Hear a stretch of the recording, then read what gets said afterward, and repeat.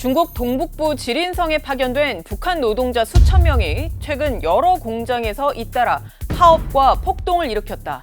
이 내용 이미 접한 분들도 계실 텐데 북한 외교관 출신의 탈북민인 고영환 통일부 장관 특보가 여러 정보원들의 증언을 토대로 주장한 내용입니다.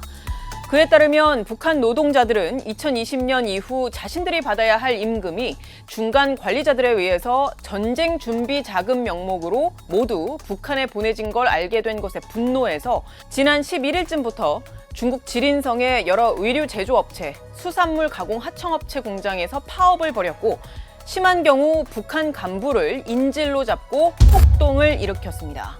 이에 김정은 정권은 중국 선양에 있는 북한 총영사와 보위성 요원을 급히 보내서 임금을 즉시 지불하는 조건으로 지난 15일쯤 사태를 수습했습니다. 국정원은 해외 파견 노동자들의 열악한 생활 여건으로 말미암아 다양한 사건 사고가 발생하고 있어서 관련 동향을 주시하고 있다, 이렇게 입장을 밝혔습니다. 그런데 앞으로도 이런 일들이 또 일어날 가능성을 배제할 수 없다는 분석이 나오는데 그 이유는 무엇일까요? 월급을 계속해서 체불해 왔는데 코로나 끝난 다음에 주겠다고 약속을 했었다 그래요. 그런데 약속을 지키지 않고 식권이 다 평양으로 갔다. 그러니까 이제 결국은 분노를 해서 관리성원들을 이렇게 밀폐된 방에다가 잡아놓고 구타하고 뭐 재봉기들 같은 거 부수고 이런 격렬히 좀 저항을 했다 그래요. 이번 사건의 단편적인 원인은 임금 체불이지만 큰 틀에서 놓고 보면 북한 정권의 노동 착취와 또 제재 회피입니다. 북한 노동자들은 소속 기관이나 기업소별로 차이는 있지만 해외 파견을 당국에 신청하면 철저한 신원 조사와 간부 면접, 신체 검사를 통과한 이들만 외무성 강습과 또 보위성 강습을 받고 해외로 나가게 됩니다. 북한이 이렇게 선별한 북한 노동자들을 파견한 국가는 지금까지 총 40여 개국입니다. 국회 정보위의 보고서는 북한 정권이 이런 노동자들을 통해서 2000년부터 2016년까지 25억 4천만 달러의 수익을 얻은 걸로 파악했는데 2017년 제재 이후에도 연간 수억 달러를 거두어들이는 걸로 추정됩니다. 북한 정권이 이렇게 국제사회의 제재를 피해서 큰 수익을 거두어들이는 것도 문제지만 북한 노동자들의 열악한 노동 실태도 문제입니다. 외화벌이 노동자 출신의 탈북민들의 증언을 보면 소속 회사와 또 파견 국가마다 차이가 있긴 하지만 최소 수개월에서 많게는 수년간 아예 임금을 받지 못한 경우도 많았고 하루 15시간씩 주말 없이 근무해도 정작 손에 쥐는 월급은 20만 원이 채 안 되는 경우도 많습니다.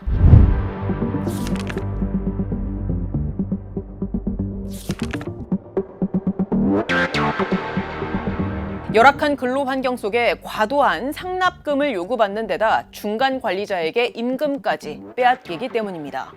문제는 이런 현상이 해결되기는커녕 우크라이나 전쟁 등 외부 요인으로 악화할 가능성이 더 커진다는 데 있습니다. 러시아의 한 경제연구소에 따르면 러시아는 우크라이나 전쟁으로 인해서 지난 한 해에만 각종 현장에서 480만 명 정도의 일손이 부족한 상태로 평가됐습니다. 특히 앞으로는 임금이 낮고 또 작업 환경이 열악한 농업, 건설업 분야에서 노동력 부족 현상이 더 심해질 것으로 전망이 됐는데 이런 상황 자체가 북한 김정은 정권으로선 러시아에 북한 노동자들을 더 많이 보낼 수 있는 호재가 될 수 있습니다. 러시아 정부는 우크라이나 전쟁 이전인 2019년에도 당시 북한과 러시아 정상의 만남을 기념이라도 하듯이 북한 노동자들로 추정되는 이들의 러시아 입국을 전혀 제지하지 않은 바 있습니다. 저도 당시 북러 정상회담 취재차 현지에 갔다가 북한 노동자로 추정되는 이들이 우르르 공항으로 입국되는, 말하자면 북한 정권이 러시아의 도움으로 제재를 회피하는 적나라한 장면을 직접 본 적이 있었는데요. 아니 왜 그러세요? 사실 북한 노동자들의 해외 파견은 2017년부터 국제사회가 유엔 안보리 제재를 통해서 금지를 했고 또 2019년부터는 각국이 모두 북한 노동자들을 북한으로 돌려보내기로 약속한 상태이지만 러시아와 중국은 지금까지도 그 약속을 사실상 무시하고 있어서 여전히 러시아와 중국에는 수만 명의 노동자들이 있을 걸로 추정됩니다. 러시아와 북한 서로 각각 일손 한 명, 달러 한 푼이 급한 이해관계가 계속 맞아떨어지는 한 이런 국제사회의 제재를 보란 듯이 비웃고 노동자들의 인권을 침해하는 상황도 계속 이어질 수밖에 없어 보입니다. 지금까지 뒷백이었습니다.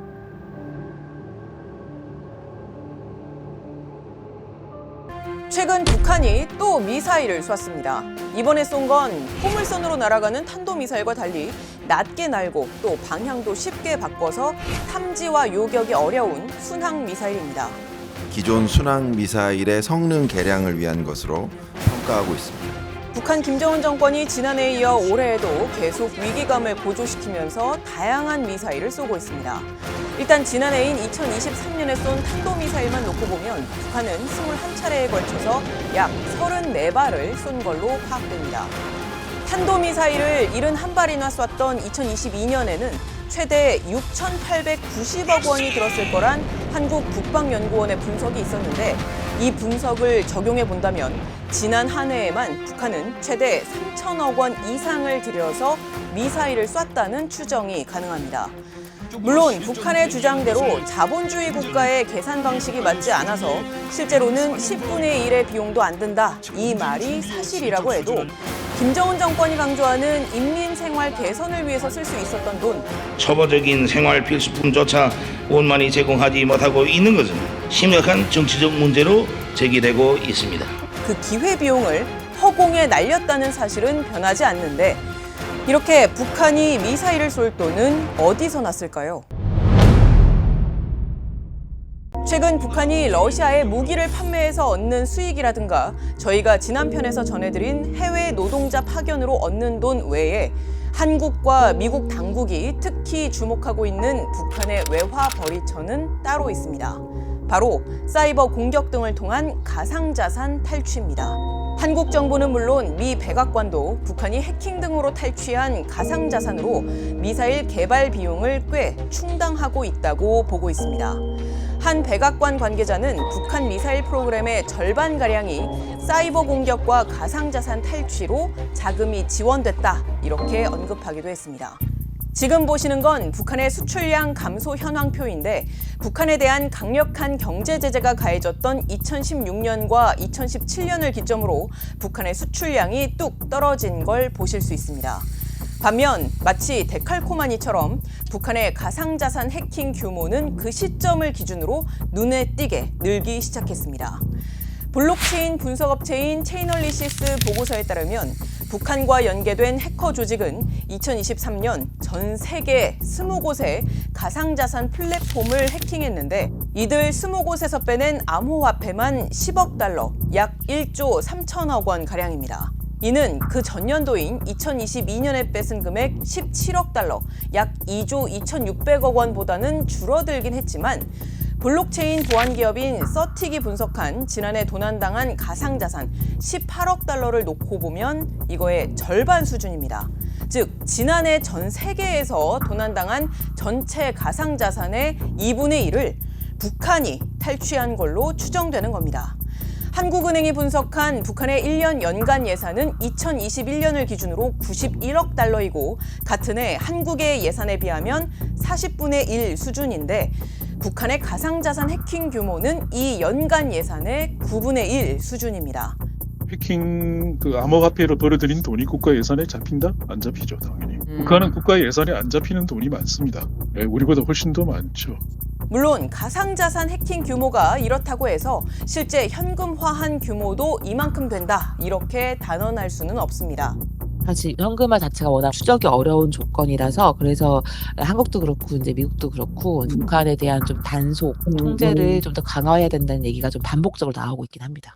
하지만 북한이 2021년부터 러시아 암호화폐 거래소에서 돈 세탁을 한 흔적들이 여러 번 포착이 된 만큼 러시아처럼 북한과 밀월 관계에 있는 일부 국가들이 제재를 무시하는 행태를 보임에 따라 북한도 탈취한 가상자산을 미사일 개발 비용으로 충당하는 걸로 보인다는 게 전문가들의 대체적인 분석입니다. 최근 국정원은 북한이 지난 한 해에 국내 공공기관을 겨냥한 공격만 하루 평균 129만 건을 시도했다고 발표하기도 했는데 북한이 최근 각국의 감시와 제재 속에서도 가상자산에 대한 직접적인 공격 외에 랜섬웨어 공격까지 감행하면서 자금 출처를 다양화하고 있다는 분석이 나옵니다.